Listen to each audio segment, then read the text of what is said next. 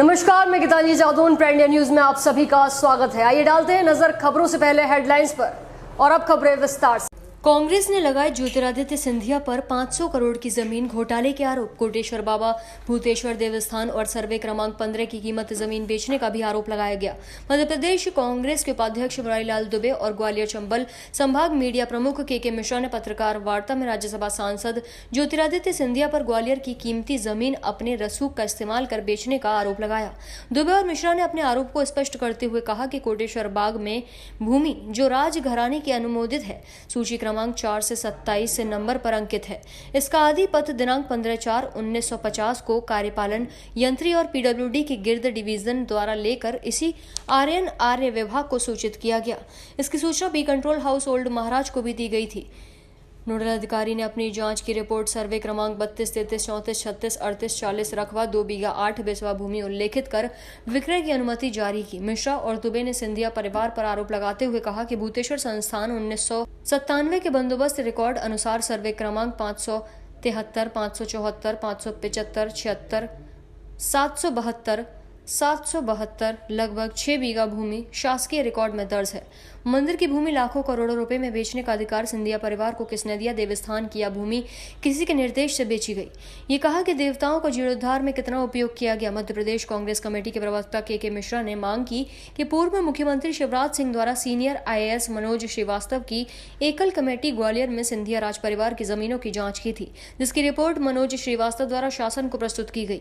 ज्योतिरादित्य सिंधिया कांग्रेसी भाजपा में आने के बाद मुख्यमंत्री शिवराज सिंह द्वारा जांच रिपोर्टों को दबा लिया गया। के मिश्रा ने ग्वालियर के डीएम किशोर कन्हैया और अन्य अधिकारियों पर सिंधिया के साथ मिले होने का आरोप लगाते हुए कहा कि इन सब ने मिलकर मध्य प्रदेश शासन की बेशकीमती जमीन सिंधिया के नाम की। मिश्रा और दुबे ने कहा कि आगे हम चुनाव होने के बाद सर्वोच्च न्यायालय में जाएंगे। ग्वालियर से संवाददाता सागर शर्मा की रिपोर्ट। शिवपुरी में भी ऐसा ही कुछ मुद्दा है, उसके संबंध में क्या कहना? शिवपुरी में इनने जमीन घेरी हुई है, उसका मैं आपको दोबारा अगली बार मेरे पास पूरा रिकॉर्ड है। अब इसको लेकर आगे जो पहले कहा गया था सुप्रीम कोर्ट जाने का सवाल, तो कब जा रहे हैं आप? नहीं, सुप्रीम कोर्ट देखिए, सुप्रीम कोर्ट तो जाएंगे इस चुनाव के बाद। जब ये ऐसा मैटर बहुत बड़ा है, उसके साथ जाएंगे, पूरा करेंगे, छोटा मोटा नहीं है। शिवपुरी में जमीन को इन्होंने लिया है। शिवपुरी में इनकी 4 प्रॉपर्टी है, मैं आज बता देता हूँ। उन 4 प्रॉपर्टियों के अलावा इनकी कोई प्रॉपर्टी नहीं है। इन्होंने जिस जमीन को हटाया है वो केवल हाई कोर्ट के जो निर्णय हैं उसका हवाला देके, और उसमें भी कलेक्टर ने आदेश नहीं किया है। ऐसा ही कुछ मामला हम लोगों की नज़र में उज्जैन और इंदौर में, नीमच में भी उज्जैन में है जमीन संबंधी। वहाँ की जमीन को लेकर उज्जैन के मंदिर की जमीन बेच दी मैंने, वो भी बताऊंगा आपको। और कितनी जमीन सरकारी बेची है वो भी बताऊंगा मैं आपको। उज्जैन की बताऊंगा, मंदसौर की बताऊंगा, नीमच की भी है, गंगापुर की बताऊंगा, सुजालपुर की बताऊंगा, शाजापुर की बताऊंगा, कितनी और नहीं बॉम्बे की बताऊंगा, दिल्ली की बताऊंगा। सिंधिया जी ने अभी आपकी पार्टी छोड़ी है, उस समय तक क्यों नहीं दिखा कांग्रेस को? भाई मैंने तो सिंधिया जी का टेंट लगता था मेले में, उसमें वो भी उखाड़ा था 70 में।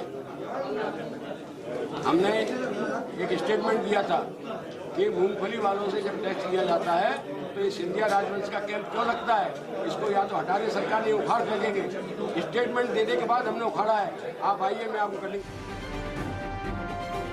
आप देख रहे हैं प्राइड इंडिया न्यूज, हर सच जो आप जानना चाहें।